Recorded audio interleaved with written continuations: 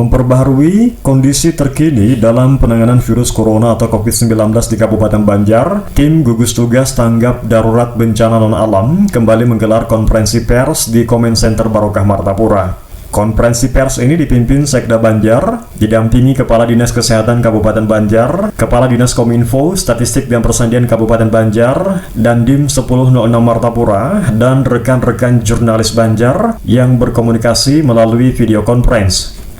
Data terbaru dari tim gugus tugas tanggap darurat bencana non-alam Kabupaten Banjar mengatakan bahwa jumlah orang dalam pemantauan atau ODP kembali mengalami kenaikan dari hari sebelumnya, yakni dari 118 orang menjadi 128 orang. Sementara untuk pasien dalam pengawasan atau PDP tidak ada. Akan tetapi, 3 orang dinyatakan kasus terkonfirmasi positif COVID-19.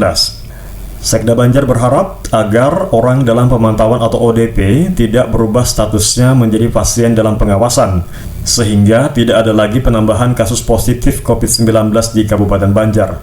Untuk penambahan ODP, karena adanya aktivitas mereka yang datang dari tempat yang terinfeksi COVID-19.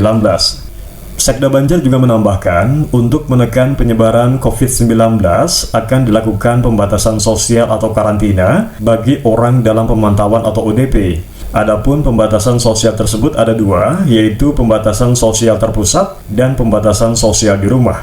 Untuk pembatasan sosial terpusat, bertempat di Guest House Sultan Sulaiman yang dikategorikan punya keterbatasan, yakni berupa hambatan kebutuhan hidup mandiri di rumah.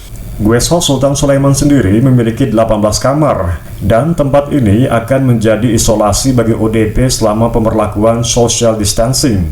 Dan mulai 1 April sudah ditempati 1 orang ODP yang datang dari Yogyakarta.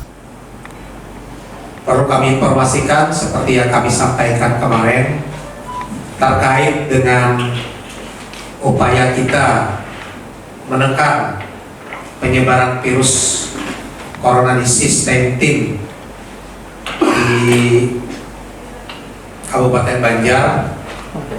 Kita akan menerapkan pembatasan sosial. Kalau dulu kan istilahnya karantina. Jadi pembatasan sosial ini ada sifatnya yang terpusat, kemudian ada yang sifatnya di rumah.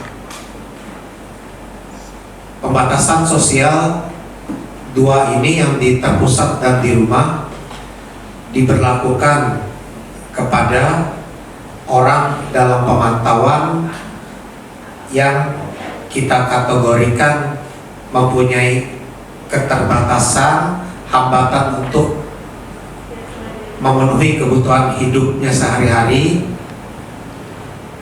maka mereka bisa mandiri di rumah, karantina di rumah. Kemudian yang terpusat pun bisa, sudah kita siapkan tempatnya. Untuk tahap pertama ini pada hari ini sudah kita buka di Guest House Sultan Sulaiman. Di sana ada kurang lebih 18 kamar yang kita siapkan. Dari yang ditempatkan di terpusat ini bisa ODP yang tidak disiplin hingga kita khawatir kalau mereka berkeliaran, padahal mestinya mereka melakukan isolasi, tidak berkomunikasi, social distancing dan physical distancing kepada yang lain, karena mereka kategori ODP yang mestinya harus mengisolasi diri. Nah, ini bisa kita tempatkan di terpusat. Hari ini mungkin ada yang masuk, rencana kita ada yang datang dari Yogyakarta 1 orang, kemudian yang lain-lain kami masih menunggu kebijakan dari gugus tugas. Sekda Banjar juga mengatakan terjadi perubahan struktur gugus tugas Kabupaten Banjar. Berdasarkan aturan yang baru, gugus tugas ini diketuai oleh Bupati Banjar, kemudian wakilnya adalah Wakil Bupati Banjar, Forkopimda Banjar, dan Sekda Banjar. Tim Liputan Kominfo Banjar melaporkan.